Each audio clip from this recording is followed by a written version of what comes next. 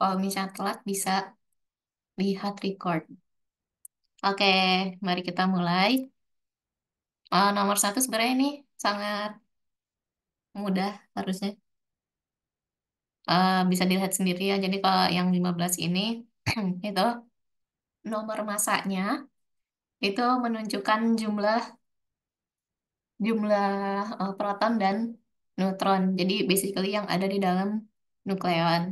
Dan yang 7 ini itu proton ya, jumlah protonnya. Jadi bisa dilihat dicocokin aja di sini karena yang ditanyainnya itu inti atomnya, berarti udah pasti kita pilihnya yang proton sama neutron. Berarti antara B, C, D. Soalnya yang A ada elektron, elektron kan nggak ada di inti. Ya udah, karena kita tahu protonnya ada 7 dan totalnya ada 15, berarti yang benar yang C. Yeay, C. Ya gini aja. Oke. Nah, terus yang nomor 2. Oh ya, basically semua soal-soal ini tuh eh, sumber sumber sumber jawabannya ya, sumber jawabannya itu bisa ditemukan di PPT materinya Bu Palupi atau mungkin Bu Eko juga. Sebenarnya sama aja sih presentasinya, cuman yang bisa diakses dengan mudah yang ada di DMFIS itu PPT-nya Bu Palupi. Jadi aku di sini pakai pakai yang Bu Palupi PPT-nya. Nah, selain dari PPT juga dari Bu Eko sering ngasih tugas ya. Beberapanya ada yang mungkin bisa keluar gitu. Jadi bisa dilatih dari situ. Tapi harusnya nggak ini sih, nggak bakal jauh-jauh dari soal tahun-tahun lalu. Dan eh, bisa jadi ngambil juga dari buku ya, dari Meyerhoff. Oke, mari kita lanjutkan. Yang nomor 2, pernyataan ini berlaku untuk perubahan kecuali. Nah, ini bisa dicek satu-satu. Nah, nomor 2 dan nomor 3 ini ada di PPT yang tentang peluruhan ya, kalau nggak salah nama judulnya. Yang eh, materi pertama. Nah, ini kita cek aja. Peluruhan tidak memiliki syarat energi minimal. Terus yang D-nya itu kebalikannya. Yang B-nya keadaan awal peluruhan berupa sebuah inti tidak stabil. Yang C-nya peluruhan inti selalu bersifat spontan. Nah, ini dicek. Ini gejala pemancaran partikel dari inti atom sebagai akibat inti yang tidak stabil. Nah, itu berarti yang P sebenarnya benar. Terus peluruhan inti, oh ya ini ada yang ini ya. Terus yang, oh ini nih, terjadi secara spontan, itu yang C, berarti saya benar. Nah, cuman bagian pernyataan yang tidak ada energi ambang, atau artinya sebenarnya nggak ada syarat energi minimal, berarti yang salah yang D. Sebenarnya kalau soalnya gini ya, nggak usah baca yang B sama C sih, tinggal memastikan A sama D doang. Lanjut yang nomor 3. Oh ya, BTW kalau misalnya ada pertanyaan, langsung saja. Meskipun sepertinya harusnya aman sih ya. Yang nomor 3 berlaku untuk reaksi inti, kecuali, oh ya ini juga di sini ya. Keadaan awal suatu reaksi inti paling sedikit melibatkan dua partikel.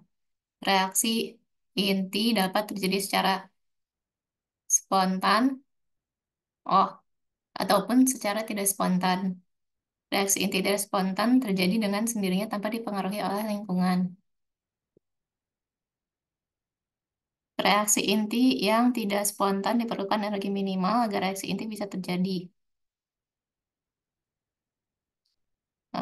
Reaksi dapat dapat terjadi secara spontan. Oh, ya yang B benar.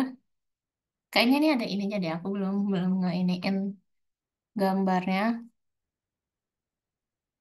Ada contoh ininya, apa namanya? Ada ada slide yang membahas tentang reaksi spontan dan tidak spontan. Aku cek dulu sebentar. Hmm,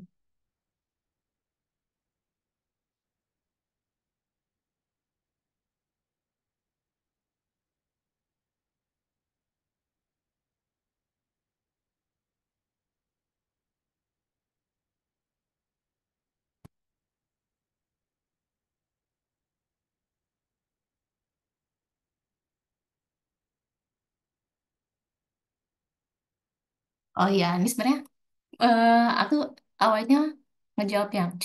Tapi kok aku jadi ragu ya, karena yang A-nya keadaan awal suatu reaksi inti paling sedikit melibatkan dua partikel.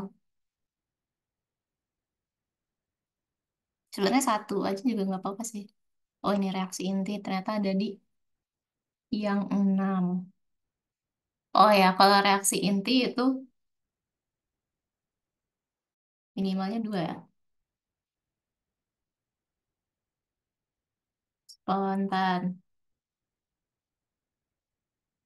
reaksi.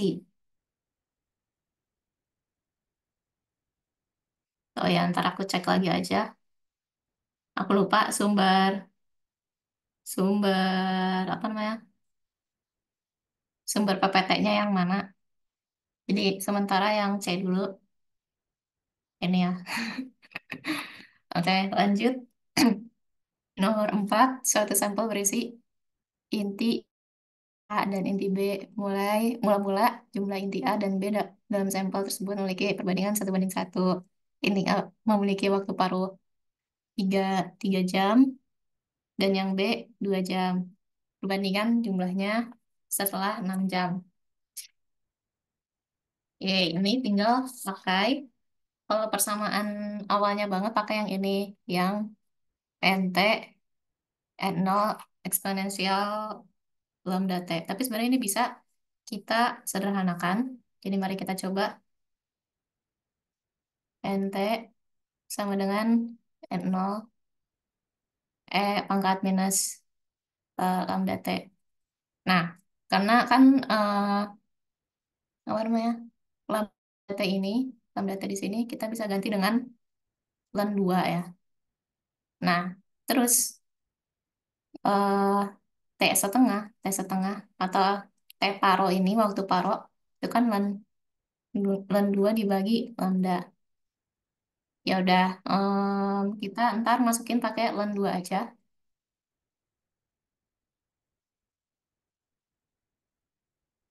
Jadi ntar, enggak, pakai yang lambda ya. Lambda atau ln 2 ya?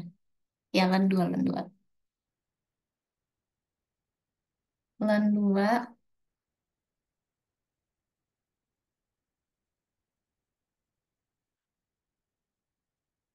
oh pakai ini deng, pakai lambdanya aja. Pakai lambda.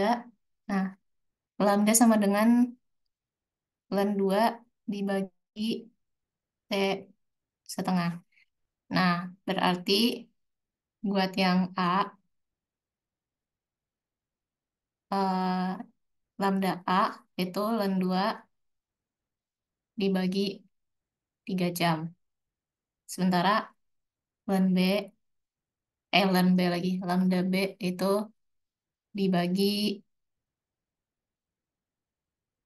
dibagi, kok gini sih? Nah,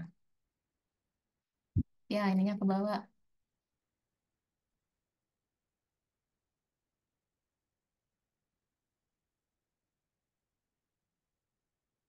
dibagi 2. Ln 2 dibagi 2. Nah, terus kita masukin lambda-lambda ini ke persamaan N tadi.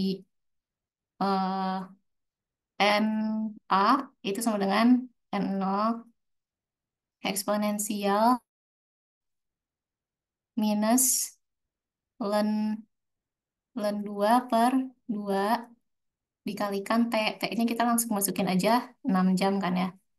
6 jam. Terus yang NB-nya N0 eksponensial ln 2 per 3 dikalikan 6. Nah, ini tinggal dibagi. Berarti yang ini N0 eksponensial minus ln 2 dikalikan 3 atau 3 ln 2 ya. 3 ln 2 yang ini N0 eksponensial 2 minus 2 ln 2. Ini digeserkan.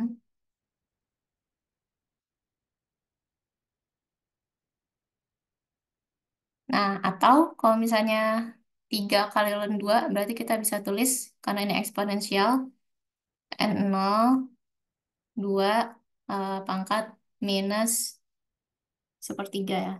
Minus sepertiga atau, oh, minus 3 sama dengan n0 2 pangkat minus 2. Nah, ya udah, ini tinggal kita bandingkan. N, NA banding NB. N0-nya sama, berarti tinggal 2 pangkat segitunya. 2 pangkat minus 3 itu kan 1/8 ya. Dibandingkan dengan 1/4 sama dengan 1/2. Yeay. 2/1. Hmm,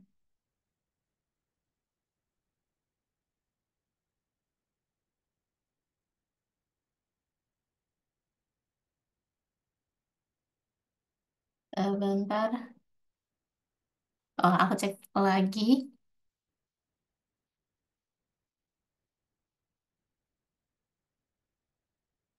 1/2 atau 2/1?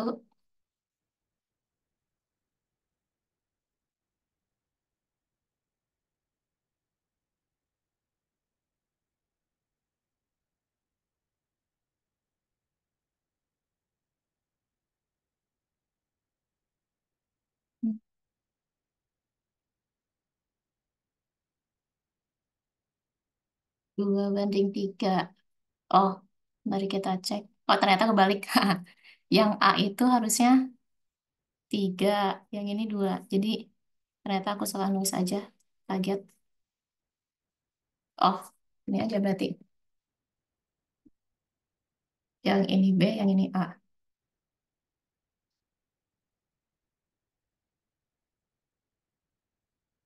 Oke, kalau gitu harusnya kalau A banding B, harusnya yang 2/1. Jadi yang D. Yay. Oke, lanjut. Yang inti A memiliki konstanta peluruhan 4,5 second. Sedangkan yang B konstanta peluruhannya 8. Inti C memiliki konstanta peluruhan 10. Urutan inti yang paling cepat habis. Nah, sebenarnya ini tinggal dilihat dari ininya aja. Dari definisi dari konstanta waktu. Kalau konstanta waktu kan perubahan jumlah jumlah apa namanya ini? Iya, jumlah intinya ya. Peluruhan jumlah inti per satuan waktu, tiap satuan waktu dibandingkan dengan n. Berarti ini sebenarnya kayak ukuran relatif aja sih, besaran relatif. Jadi intinya seberapa cepat eh, seberapa cepat jumlah inti habis tuh bisa dilihat dari eh, lambda ini atau konstanta peluruhan. Artinya semakin dia besar, semakin dia makin cepat habis. Ya udah, kita lihat aja. Ini yang C paling besar, terus diikutin sama B dan A. Berarti jawabannya CBA. Yay. Nah, yang 6, nomor 6. Inti A dapat menjadi inti B yang tidak stabil dengan cara ditembaki oleh satu partikel. Bila inti A ditembak dengan neutron sehingga terpancar inti B dengan waktu inti B adalah waktu paruh inti B adalah 2 jam. Nah, terus dengan kelajuan R partikel per detik, jumlah inti B setelah penembakan secara selama 6 jam adalah, ini kita bisa menggunakan eh, persamaan yang literally ada di PPT. Di PPT juga dia sama kasusnya. Sampel yang ditembak dengan neutron menghasilkan suatu jenis radioisotop dengan laju konstan sebesar R. Ini juga sama-sama R. Kita tinggal pakai persamaan yang ini, terus dimasuk-masukin aja.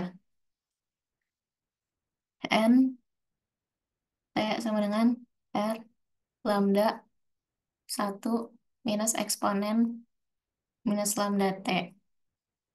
Nah, Em, Waktu paruhnya ini sama kayak tadi. Jadi ini bisa ditulis 6 R lambda 1 minus eksponensial em, N itu kan tadi lam T setengah tuh sama dengan ln 2 per lambda. Nah, ini kita masukin lambdanya sama dengan ln 2 per 2, 2 jam. Nah, ini kita masukin ke persamaan NT-nya. Berarti kan minus ln 2 per 2 dikalikan dengan 6. Which is sama kayak tadi, entarnya bakal dapat 2 pangkat 3. Atau itu sama dengan R lambda sama dengan satu, kok sama dengan R lambda dikalikan dengan 1 minus 1/8. Atau sama aja kayak 7/8 R lambda. Nah, terus inti B maksimal, ini kita perluaskan lagi saja. Nah, inti B max itu akan terjadi pada T menuju tahingga. T menuju tahingga itu persamaannya adalah NB max ya. NB max itu sama dengan R lambda. Nah, eksponensialnya itu bakal jadi 0 ya. Jadi cuman R per lambda doang. Nah, berarti jawabannya yang 7/8. Tinggal dibandingin aja yang 7/8 dibagi NB max, ya berarti dapatnya 7/8. Lanjut, tinjau suatu rantai peluruhan yang seperti ini. Bila lambda A lebih besar dari lambda B, maka setelah waktu lama, ini berkaitan dengan eh, ini ya, kesetimbangan-kesetimbangan. Ini udah pernah dibahas di tutorial sebelumnya tentang kesetimbangan transien sama sekuler. Sama yang satu lagi itu tidak terjadi kesetimbangan. Eh, Kalau misalnya lambda A dibandingkan dengan lambda B itu lebih gede lambda A, berarti kan artinya eh, inti A itu lebih cepat meluruh. Nah, nantinya inti B ini dia akan seakan-akan kayak tidak dipengaruhi oleh inti A gitu. Jadi em, yang B, jumlah inti A dan inti B dipengaruhi oleh kuantitas peluruhan masing-masing. Jadi tidak akan terjadi kesetimbangan yang B. Atau eh, ilustrasi grafiknya ada di sini ya. Jadi kayak yang A itu udah habis duluan, terus yang B yang habis peluruhannya A itu dia kayak seakan-akan nggak dipengaruhi oleh A lagi ya. Dia jalan sendiri gitu. Nah, lanjut ke yang B. Kalau yang B itu eh, ditanyainnya kalau kesetimbangan transien. Nah, kesetimbangan transien itu tuh terjadi ketika em, wait, ininya ini cuman gini doang ya. Mari kita lihat PPT yang pertama.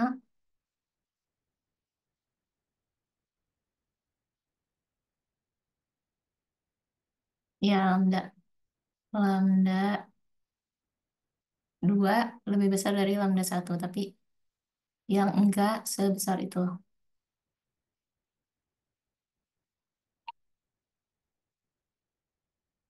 Jadi kalau sekuler itu lambda 2 lebih lebih besar, lebih sangat besar daripada lambda B.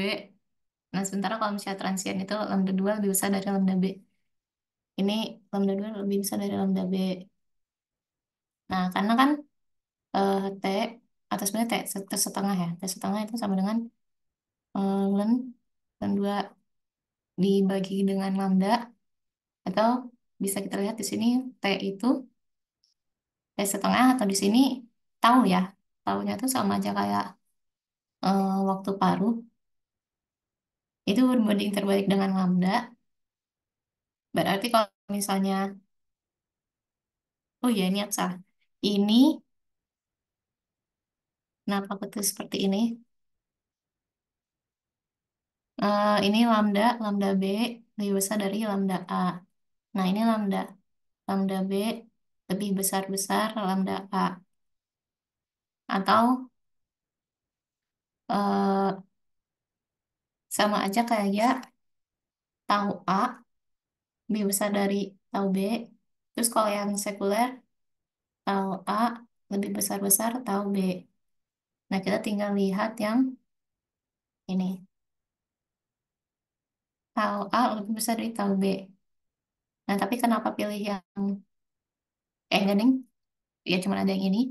Terus T, T lebih besar dari tau B itu artinya ya kita harus si kesetimbangan transien ini memang nggak cuma transien sih, tapi semua kesetimbangan yang terjadinya pada waktu yang sangat lama. Jadi eh, waktunya harus lebih besar dari waktu paruh si B itu sendiri.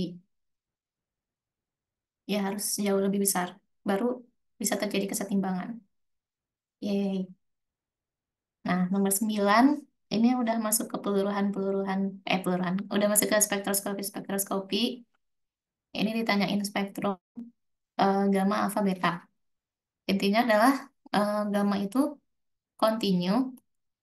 Kayaknya aku tulis aja. Oh, ini nggak bisa diginiin. Berarti aku tulis di kanan. Nomor 9. Gamma itu continue karena dia dia diperoleh dari yang apa namanya? Diperoleh dari inti atom ya ininya, radiasinya. Jadi harus memenuhi sifat-sifat kuantum. Memang kuantum kan kok continue sih discrete lagi. Discrete maksudnya. Maksudnya discrete ya. Sorry. Discrete. Mau ketik aja. Biar cepat. Discrete. Gamma discrete karena harus memenuhi sifat-sifat kuantum. Sifat-sifat kuantum itu maksudnya karena ini ya transisi kulit-kulitnya itu.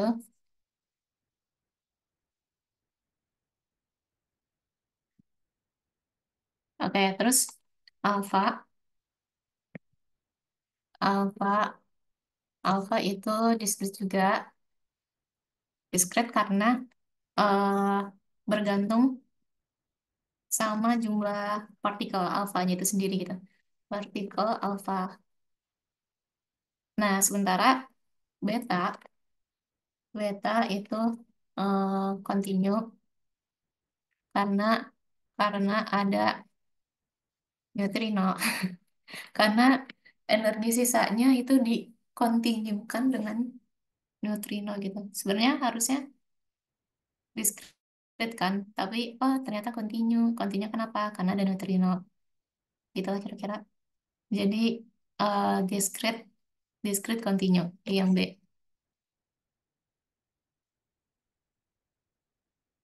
Oke, lanjut. Hasil dari konversi internal. Nah, di sini ya, konversi internal tenaga eksitasi di dalam inti langsung diberikan pada kulit elektron yang dikenainya. Ini aku nggak tahu nulis apa. KL terjadi. Oh, KI. KI terjadi karena medan kolom yang berarah radial. Tapi aku kalau baca dari Google itu pahamnya. Jadi kalau misalnya ada inti yang tereksitasi, terus dia dekatan sama atom lain dia punya elektron. nanti si elektron dari atom lainnya bakal keluar gitu. Keluar tuh apa ya? Cabut, ejecting the electron gitu dari orbitnya. Jadi ya hasil dari konversi internal ya elektron karena dia nyabutin elektronnya orang lain, atom lain. Lanjut, radiasi gamma terpancar dari suatu inti dengan state awal dengan momentum sudut total dan paritas 0 plus menuju state 0 plus dari radiasi gamma. Ini tinggal dicek aja di sini karena dia 0 plus dan 0 plus, oh ternyata tidak diizinkan. Jadi jawabannya yang D.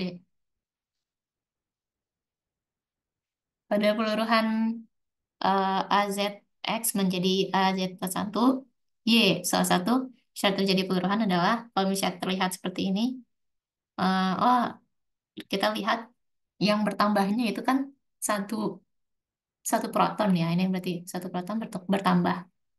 Berarti itu ciri-ciri dari eh, peluruhan beta. Em, Ya udah, tinggal dicek PPT-nya. Kalau misalnya peluruhan beta positif, beta positif, bentar. Kok beta positif ya? Ini kalau ini jadi proton, berarti harusnya beta negatif. Oh ya syaratnya. Ini yang beta negatif, syaratnya adalah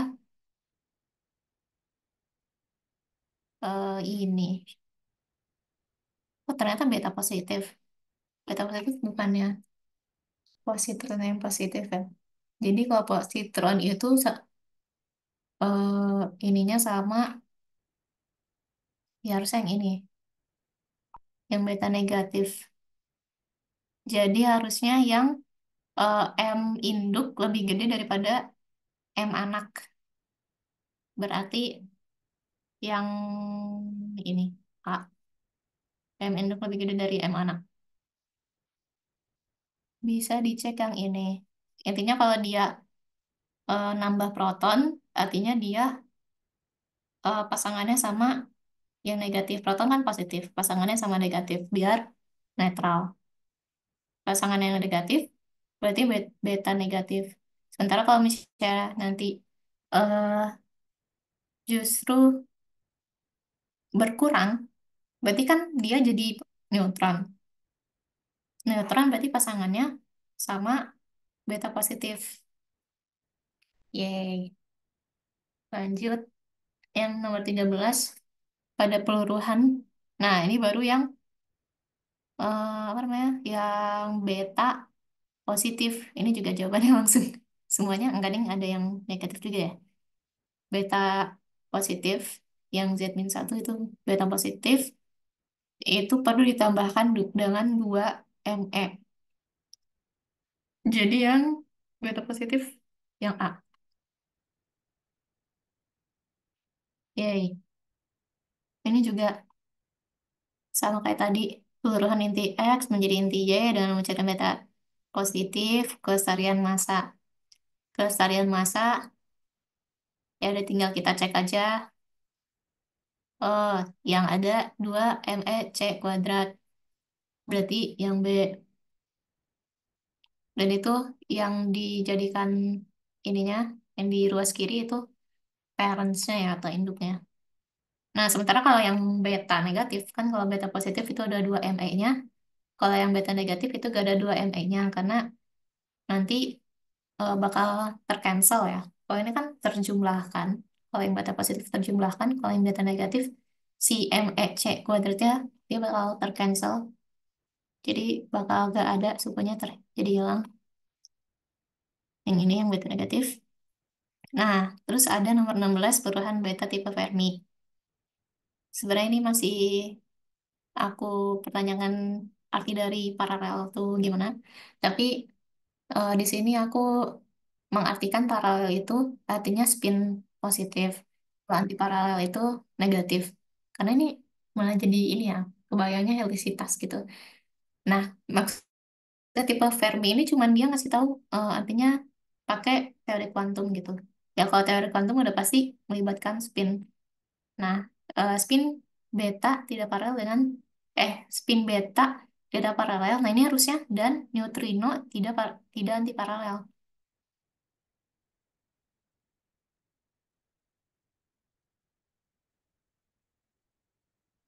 Wait, aku baru nggak. Tidak paralel dan tidak anti paralel. Ya udah lah ya. Sebelumnya aku yang A sih, spin beta dan spin neutrino paralel. Oh iya juga ya. Enggak deh. Ini aku masih berpikir kata-kata, jadi aku apa maksudnya.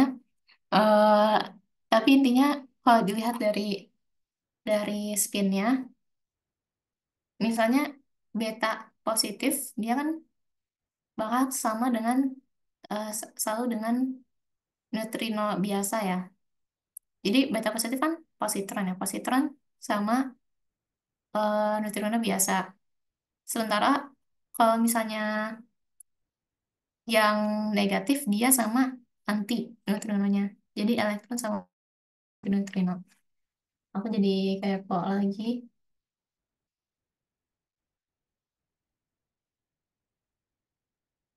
Oh ya, antineutrino itu spinnya positif dan neutrino itu negatif. Berarti kalau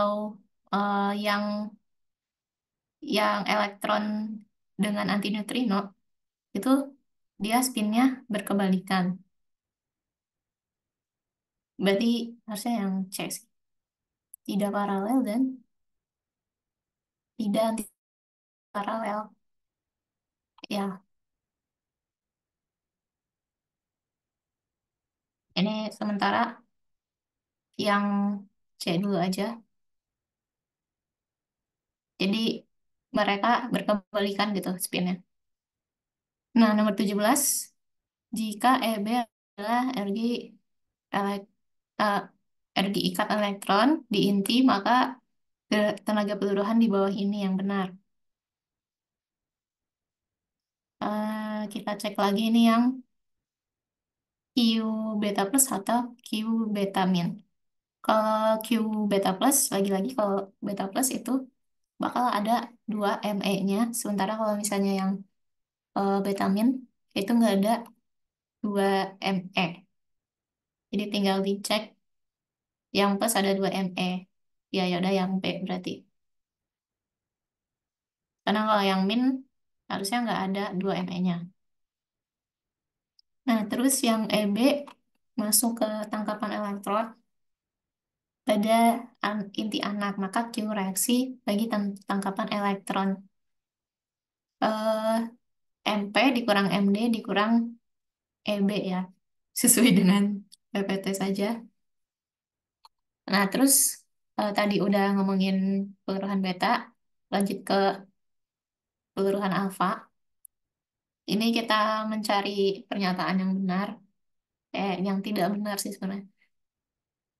Energi kinetik partikel alfa selalu lebih kecil dari energi peluruhan alfa. Energi kinetik partikel alfa. Nah, ini TA. T alfa eh, itu kita bandingkan dengan Q alfa. T alfa mana ya? Pernyataan nah ini mungkin Q alfa dengan T alfa. Em, harusnya benar karena oh ini nih, energi kinetik partikel alfa selalu lebih kecil dari energi peluruhan alfa. Ini ada pernyataannya di sini, berarti itu benar pernyataannya. Konsentrat peluruhan alfa menurun secara eksponensial terhadap penurunan energi. Ah, kayaknya ada di, oh enggak ding. Oh ya, penurunan energi. Ya itu kita, oh yang ini ding. Konsentrat peluruhan alfa terhadap penurunan energi. Ya, kira-kira seperti itu. Momentum linear alfa sama dengan oh ya, sebenarnya kalau pernyataannya kayak gini kita tinggal lihat jawabannya ini ada yang sama ya C sama D. Ini tinggal cek aja lebih detailnya. Kalau yang C ada negatif momentum, yang D-nya enggak. Dan yang benarnya itu yang negatif momentum. Jadi yang salah yang D. Yay. Energi perubahan alfa dapat dinyatakan nyatakan sebagai berikut. Ini juga bisa diturunin dari em, sebenarnya dari persamaan persamaan ininya ya, persamaan peluruhannya kan bisa diturunin. Yang berkaitan sama alfa itu ada induknya, ada anaknya, terus eh, energi kinetik dari anak dan alfanya itu tenaga kinetik alfa. Nah, ntar bisa dihitung Q alfanya dan dimasuk-masukin T T anak, T alfa kayak gitu-gitunya. Jadi ya udah tinggal dicari aja yang salah yang mana. Karena harusnya kalau misalnya lihat dari masanya doang, itu harusnya masa induk itu dikurangi dengan jumlah masa anak dan masa alfa. Sementara di sini ada ketambahan T alfanya. Nah, ini salah. Kalau misalnya yang mau dipakein T alfa berarti harus dimasukin apa namanya? Disubstitusi dari yang T TD ini ya, atau T anak. Yang mana T anak ini ya eh, sama aja kayak momentum per massa, atau bisa dimasukin lagi jadi massa dikalikan T alfa, ya gitu. Yang ini, yang ini tinggal dikerjain. Di apa, diperluas lagi. Lanjut. Ini tinjau isotop dari ketiga isotop tersebut memancarkan partikel alfa. Pernyataan berikut yang benar. Eh, ini lihat dari persamaannya aja sih. Dari persamaan itu terlihat kalau misalnya masa Q alfanya lebih besar, harusnya eh, ya nilai Q masa dari induknya itu lebih besar, parentsnya itu lebih besar, berarti Q alfanya lebih besar. Ya, ini kita nggak lihat anaknya sih, tapi eh, di sini ya ketahuannya itu. Jadi kita lihat dari jumlah nomor masanya, atau ya basically nomor massa itu pendekatan dari eh, nomor massa pendekatan dari nilai massa dari atom itu gitu. Jadi kalau 203, nomor massa 203 berarti dia massanya sekitar 203 U. Nah, bisa kita bandingin dari nomor massanya. Hmm, hmm, berarti kan semakin gede, semakin besar Q alfanya. Ya, berarti tinggal lihat yang memenuhi pernyataan tersebut. Yang mana yang memenuhi yang D. Kalau yang lain-lain itu kayak menukar-nukar tanda aja sih itu. Nah, nomor 22. Beberapa isotop inti A dapat berubah menjadi inti B dengan memancarkan partikel alfa. Isotop inti A yang memiliki bilangan magic. Ini bisa dilihat dari eh, apa namanya? Dari ini yang ini ya. Apa namanya? Slide yang ini. Kalau misalnya ada pola kestabilan yang dilihat dari bilangan-bilangan magic itu. Nah, bilangan magic itu kita lihat di sini. Misalnya ada ada yang berkaitan dengan bilangan magic, maka em, inti anaknya, dia bakal punya energi ikat yang tinggi dan energi peluruhan alfanya juga tinggi. Tapi kalau misalnya induknya yang punya bilangan magic, dia em, energi peluruhan alfanya bakal rendah karena kan energi ikatnya tinggi. Jadi ngikutin persamaan ini lagi gitu. Berarti, oh ya ini 102. Nggak ada yang 82. Oh enggak. Oke, lanjut lagi. Oh, memiliki perubahan alfa yang lebih rendah daripada isotop A yang lain. Nah, yang di sini di soalnya diketahuinya kalau inti inti A-nya ya, inti A yang mana A itu parents-nya atau induknya. Jadi yang B. Kalau anaknya, kalau anaknya yang punya bilangan magic berarti dia Q alfanya I. Kalau ibunya atau induknya dia rendah. Yaitu baik lagi ke persamaan Q alfa tadi ya. Nah, ini nomor 23 sebenarnya aku bingung karena kayak rada rancu gitu pernyataan jawabannya. Suatu berkas partikel alfa dengan interaksi I alfa partikel per detik ditembakkan pada sampel yang berisi inti target beta, B, dengan kerapatan N partikel persatuan luas sehingga terpancar partikel B sebesar R partikel per detik. Pernyataan yang benar. Nah, ini juga sebenarnya ini kasus yang dasar.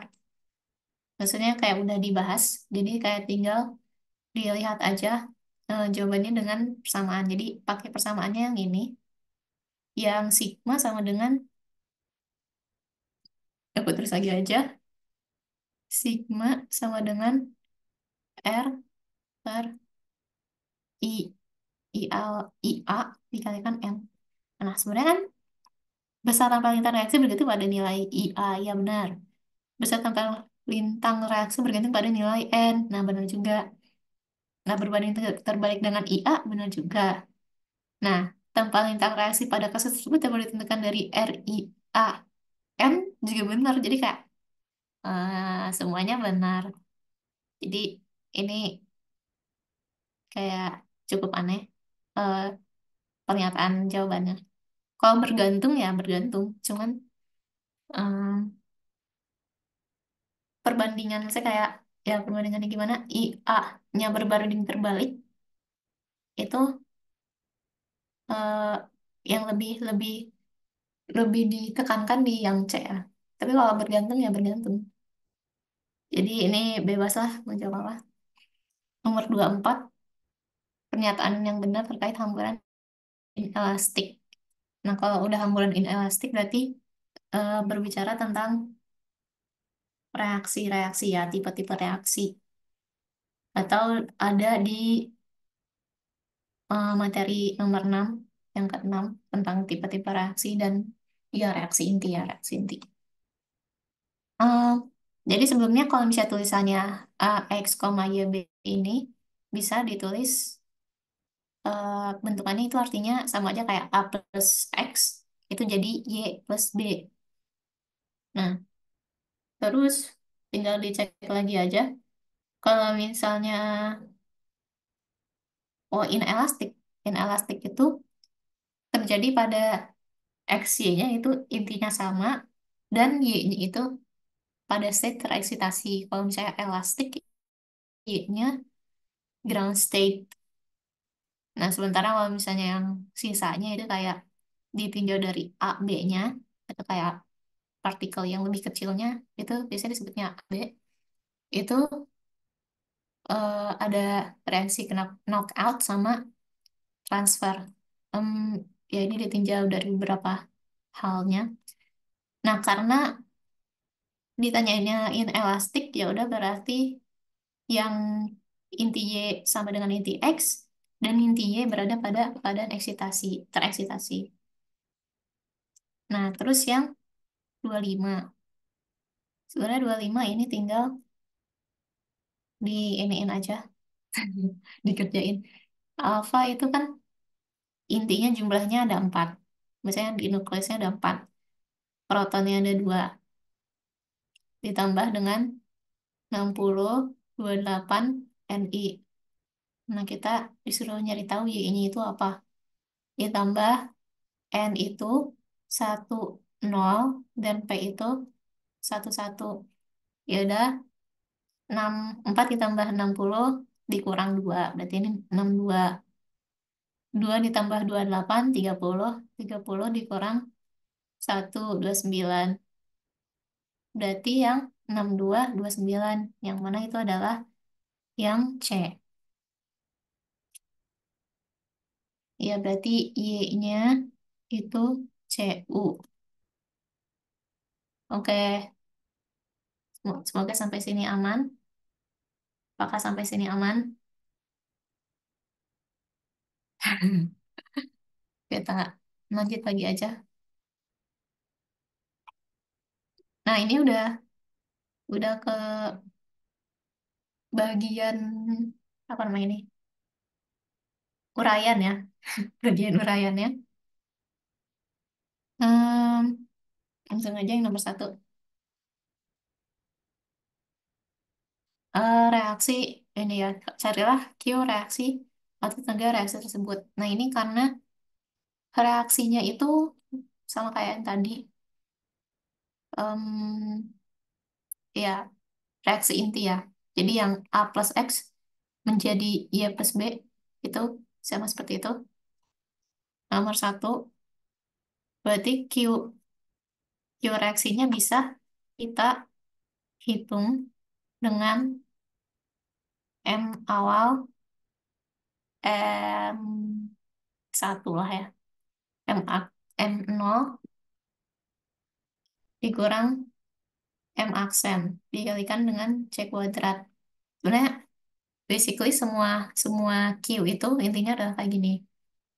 Nah, kita tinggal masukin aja. Yang awalnya kan itu ada MC sama MP dikurang dengan MN sama MN kecil neutron dikalikan dengan C kuadrat. Nah, di sini diketahuin C-nya itu 14. 14 aja lah ya, kita pakai yang ininya. Tapi proton sama neutronnya ini ya adalah, aku tulis singkatannya aja yang udah di paling sederhana. MP-nya 1,1,007 008 008 008 aja minus 1,009 dikurang, ini sebenarnya neutron nih. Yang N-nya 14, 14, 14,0030, 0030, 0030. Nah, kalau yang MC ini harusnya 14,032. Nah, ini bisa kita hitung. Karena 14,0032 dikurangin ini berarti kan harusnya 0,0002 ditambah dengan, enggak ada yang minus ya. Minus 0,009 C kuadrat. Nah, berarti ini karena kelihatan negatif, ya hasilnya bakal negatif lah ya ini sekitar segitu. Ini ya yang Q-nya tinggal dihitung, ini yang berapa. Bebas mau, karena dia nggak disebutin harus MFT, ya udah nggak sih, harusnya pakai U juga sesuai dengan ini. Terus tenaga ambang tuh ntar harus dihitung ya ininya T TTH. Tapi yang C ya, kita bahas yang C dulu. Reaksinya itu endotermik atau eksotermik itu dilihat dari Q-nya. Nah, ini Q-nya kita dapat negatif. Kalau negatif berarti itu endotermik, endotherm. OMG ada top cop. Sorry. Lanjut, eh tenaga ambang. Tenaga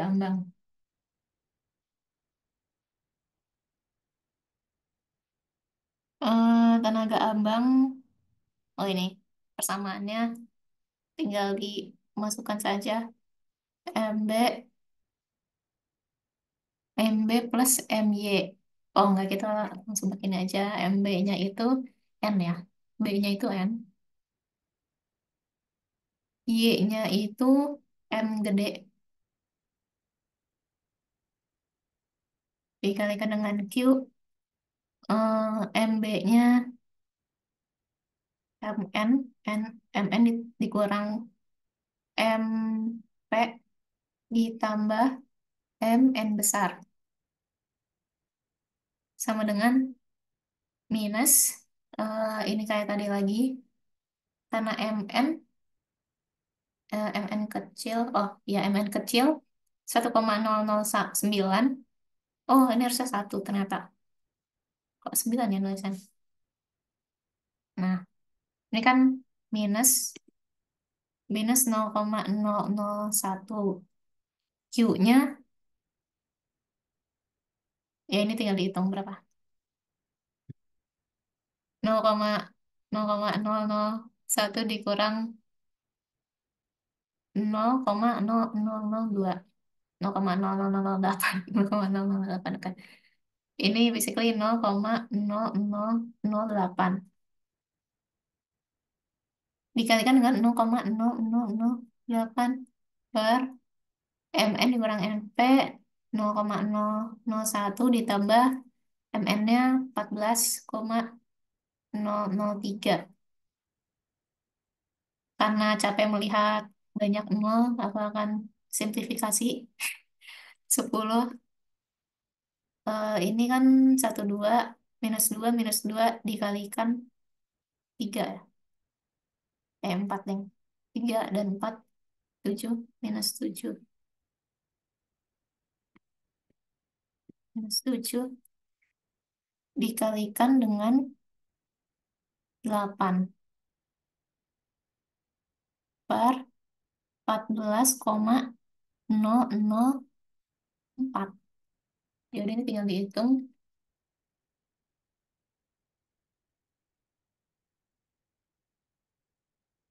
Mana? Oh ya ini, ya adalah hitung sendiri aja. Ya kira-kira kayak gitu. Buat energi ambangnya, tenaga ambang. BTW ini masih dalam U ya. Gak apa-apa U aja. Lanjut nomor 2. Nomor 2 sebenarnya ini kayaknya pernah ada di tugas yang mirip tugas pertama gak sih? Ya, jadi mari kita coba. Kita lebarkan dulu.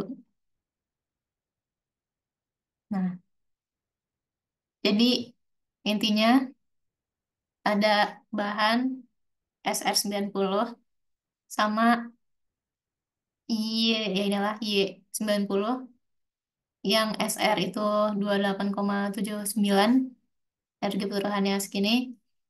Yang E, oh sama juga ada ZR ya, sama ZR. ZR-nya yang ini dan peluruhannya kayak gini. Atau kita tulis bentukan persamaan peluruhannya aja. Jadi SR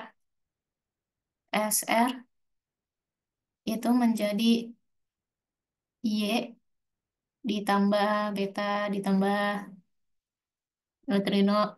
Terus Y ini, jadi nggak bisa ini. Y ini menjadi ZR plus beta tambah neutrino. Ya kira-kira seperti itu. Atau kayaknya bisa ditulis kayak gini juga sih. Y,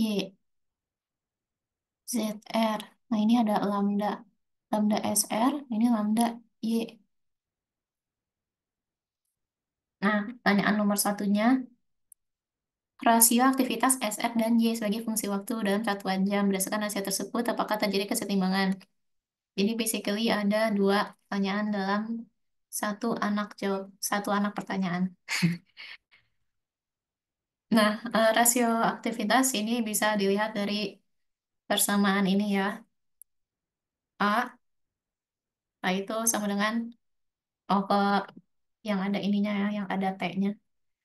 A itu sama dengan A0, A0,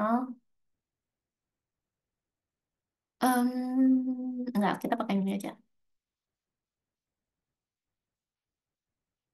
Oh,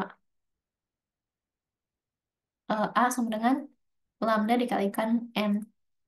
Nah, berarti kalau fungsi waktu ya udah tinggal kita pakai N-nya yang fungsi waktu juga. Nah, karena yang diketahuinya N-nya kan. Nah, ini N-nya udah fungsi waktu. Kita tinggal ngebandingin SR sama Y.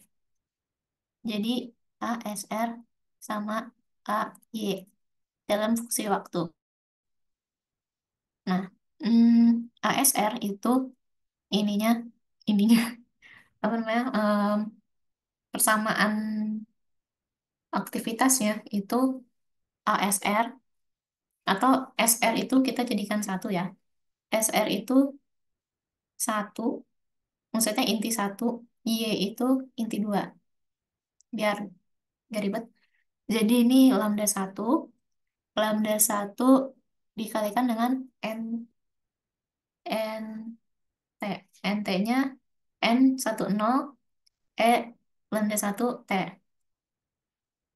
lambda satu tadi apa lupa lagi. N10 ya, N10 eksponensial lambda satu T. Nah, dibagi dengan AY.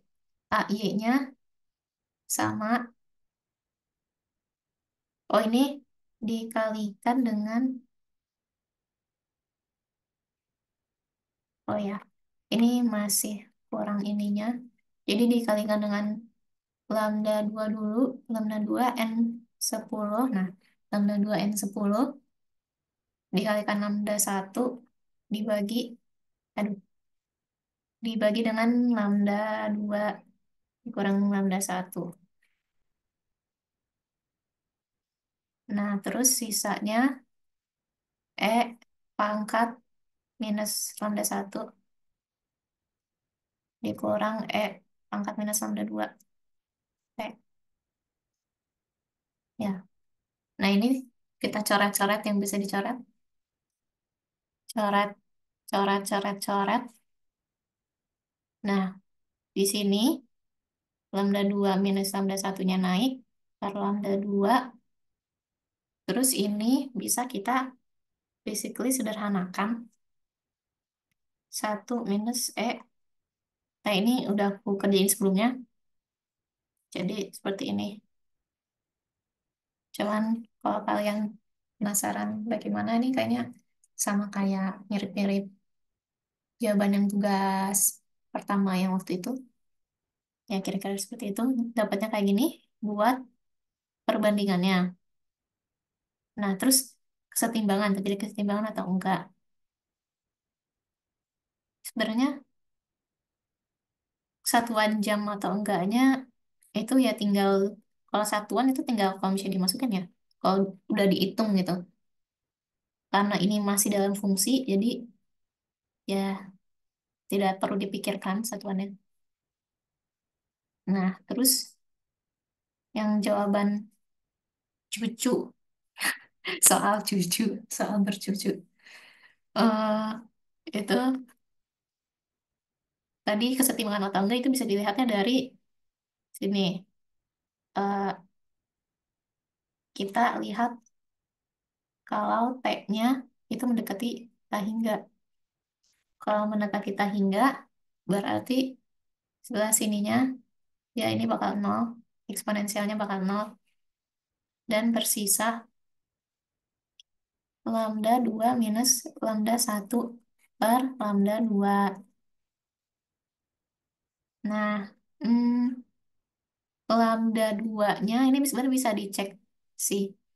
Lambda 2 kan T setengah itu ln 2 per lambda. Nah, kita lihat di sini. SR itu peluruhannya 28,79. Nah, Y itu 64,1. Artinya adalah Y, Y2 itu lebih gede dari Y2. Lambda 2 lebih gede dari lambda satu. Nah, ini persamaan sebenarnya bisa ditinjau dari dua, dari ini, dari persamaan yang ini. Bisa juga kita lihat dari langsung waktu paruhnya. Dan dua-duanya sama aja menghasilkan setimbangan transien. Ini dua-duanya sama-sama menunjukkan setimbangan transien ya. Ya, bisa dilihat di sini. Kalau yang dari aktivitas, lambda 2 per lambda 2 lambda satu itu kalau aktivitas 2 dibandingkan aktivitas satu. Tapi ini aku aktivitas satu dibandingkan aktivitas 2, jadi sama aja. Nah, sementara ini ya, dari kalau lambda 2 lebih besar dari lambda satu itu transien. Nah, itu buat yang A. Satu lagi, berapakah persentase elektron? Oh ya, aku belum ngerjain, malah cuman malah ngerjain yang A doang. Wait a minute, aku cek dulu.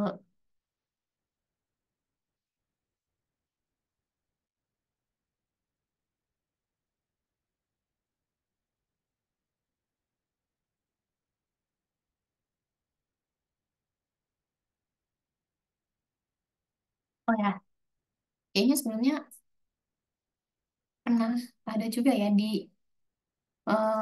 UAS sebelumnya lagi, mungkin kalau nggak salah. Nah, yang B, ditanyainnya eh, persentase elektron yang dihasilkan. Berarti kita ngelihat ngelihat dari sininya, lihat dari sini. Em, aku belum ini lagi, tapi kalau kita lihat jawaban sebelumnya, persentase itu bisa dihitung dengan dari eh, aktivitas aktivitas inti pertama dibandingkan dengan aktivitas inti pertama ditambah aktivitas kedua dikali 100%. Nah, hmm,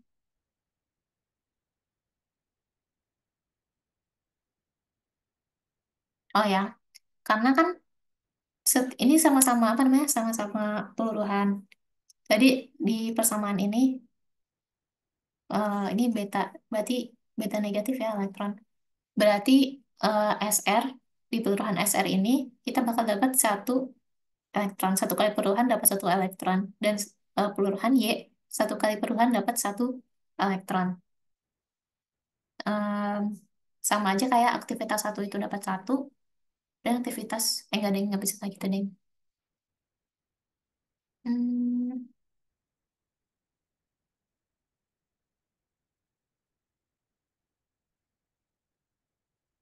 oh ya, enggak deh. Kita coba pakai perbandingan. Jadinya kita bagi bagi ini dengan A, A1 ya. Oh, bagi dengan A1 berarti kan satu per satu ditambah lambda 2 lambda. Misalnya A2, A1 dikali 100%. Hmm, A2, A1 ini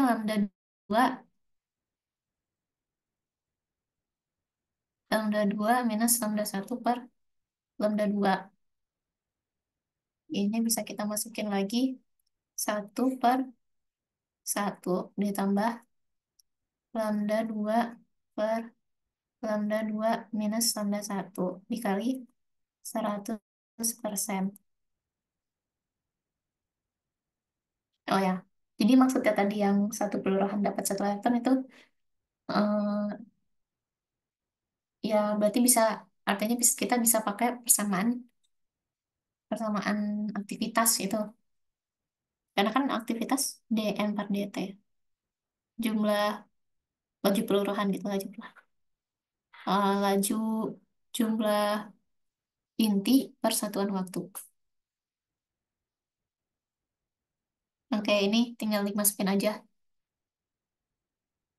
dimasukin.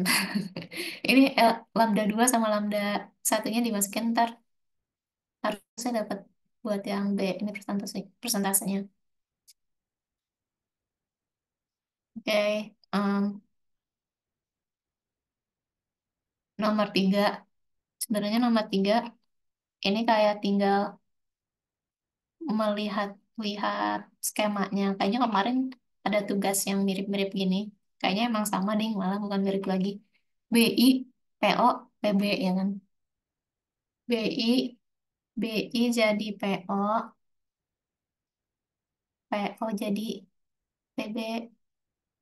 Nah, tapi BI ke PO-nya itu dia urutan beta. Sementara PO ke PB itu alfa ya kalau nggak salah.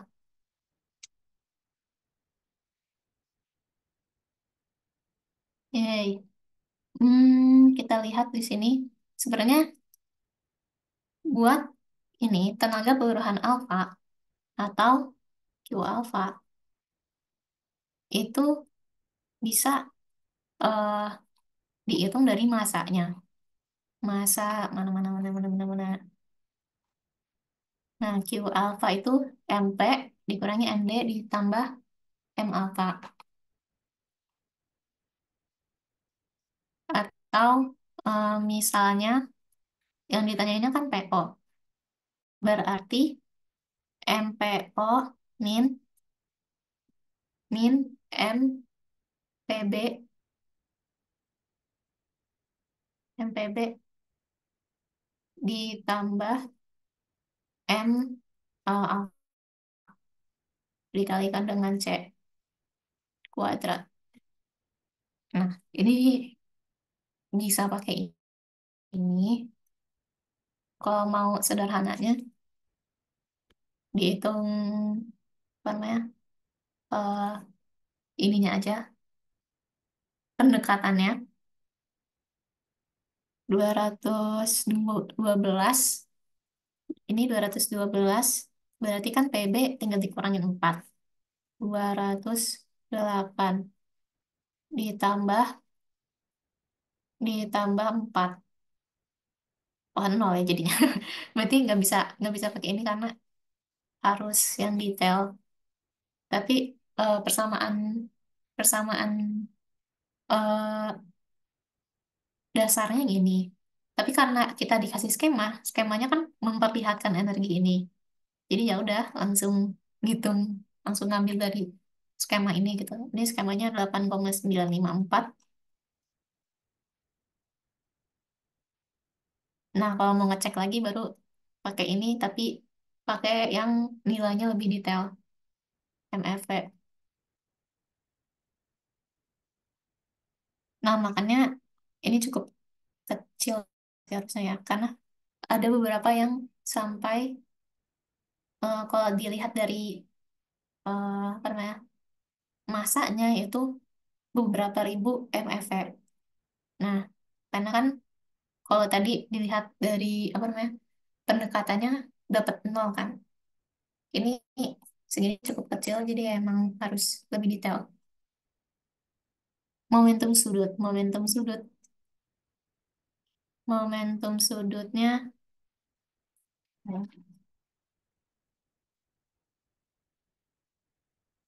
momentum sudut kita bisa pakai persamaan yang tadi diturunin di alfa juga. Yang ini eh P alfa, T alfa sama dengan P alfa kuadrat per 2M alfa.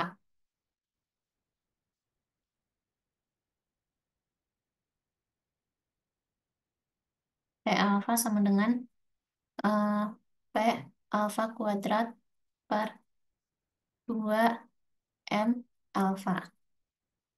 Yang mana T alfa sama dengan T alfa per 2M alfa di akar. Nah, caranya gimana? Gimana caranya kita tahu T alfanya dari persamaan Q alfanya ini. Q alfa ini kan bisa kita tulis dalam bentuk T alfa. Misal kita pakai T alfa yang 1 plus M alfa per MD. Atau MD-nya tadi apa? P, PB ya. Nah, T alfa C alfa sama dengan 8,954 dibagi dengan 1 ditambah M alfa per M PB. Nah, ini M alfanya harus kita masukin dalam MFE. MFE. Karena si 8,954-nya itu MFE. Nah, nanti kalau udah dapat T alfa ini, tinggal kita substitusikan ke sini. M alfanya juga disubstitusikan dan kita akan dapat P alfa beberapa MFE. Yeay. Ini aku masih ngasih kasaran perhitungannya aja. Lanjut lagi. Tenaga peluruhan beta. Peluruhan beta QB ya. QB berarti dari BI ke PO. Nah, tenaganya dan jenis peluruhannya. Tenaganya kita bisa lihat dari OYBI itu 212 ke 83 ke 84 berarti dia beta negatif ya. Ya, beta negatif. Q-nya tinggal dikurangin aja. Yang parents dikurang yang anak. Which is uh, M MBI dikurang MPO dikalikan dengan C kuadrat. Nah, karena kita gak dikasih tahu data dari M ini dan PO ini berapa, berarti kita lihat dari skemanya aja sekitar 2,25. 2,25 MFE. Nah, jenis keluruhan, yang jenis peluruhannya ini bisa dilihat dari klasifikasi peluruhannya itu ya. Em, ini dari satu satu min, state satu min ke 0 plus ya kan, 0 plus kita cek lagi 1 min ke 0 plus yaitu em, kita pakai persamaan ini hukum klaster untuk momentum sudut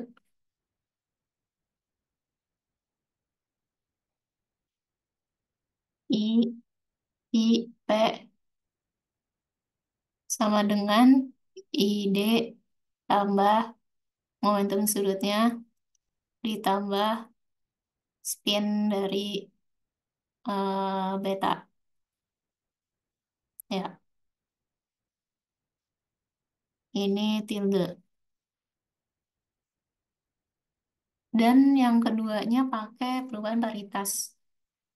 Paritas parent sama dengan -1 L beta paritas anak. Ya, ini kayaknya udah sering dikasih latihan-latihan soal oleh Bu Eko mengenai ini ya. Mari kita lihat dari ininya, paritasnya. Wait, aku sedikit lupa lagi. Beta. Dari paritasnya itu bisa kita dapetin L betanya. Kita masukin ke persamaan dan paritas itu. Hmm, kok ini sih?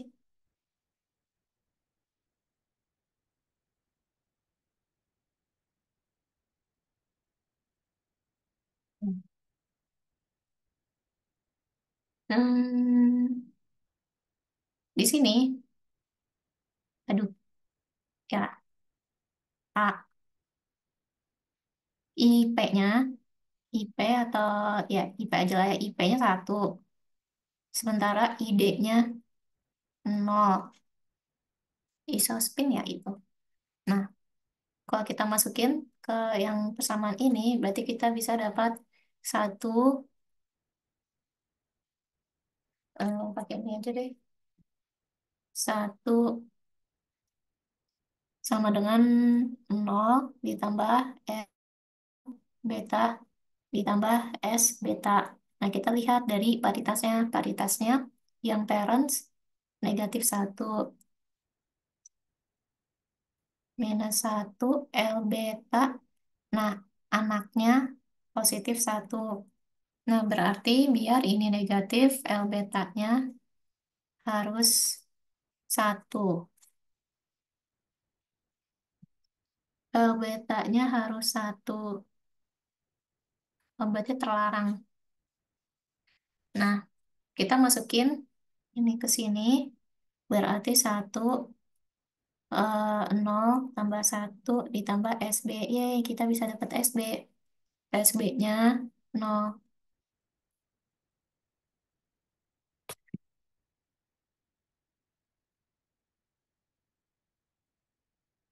which is ini adalah peluruhan Fermi. Peluruhan Fermi. Nah, kalau L beta satu itu terlarang ya. Terlarang pertama.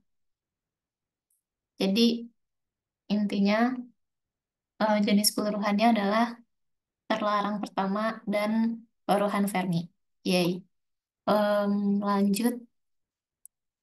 Oh ya, berarti ini sekaligus membahas PR juga ya. Nah, tenaga beta maksimum yang terpancarkan dari ground state DI ke ground state PO. Sebenarnya beta maksimum C. eh, Q beta min itu sebenarnya sama dengan tenaga beta maksimum ya atau elektron maksimum. Jadi ya ini sama dengan 2,25 mF. Yay. Sementara yang D itu jadi tenaga radiasi gamma. Yang D Q gamma ya. Q gamma dari 1 plus ke 0 plus. 1 plus ke 0 plus. Ini PO ya. PO. Nah, di sini kita bisa lihat dari skemanya. Skemanya dari 1 plus ke 0 plus itu 1,8 ke 1,680. Nah, tenaga peluruhan gamma itu bisa kita lihat dari selisihnya, selisih, selisih tenaga Q state. Jadi tadi 1,800 dikurang dengan 1,68, which is adalah 0,12 mV. Yeay, seperti itu. Udahan, guys. Apakah ada yang ingin bertanya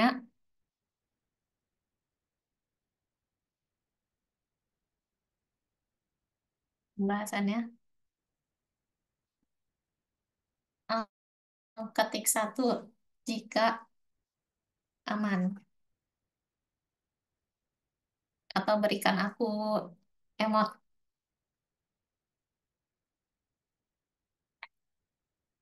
Yeay. Siapa nih yang nge-emot? Oke, Revi.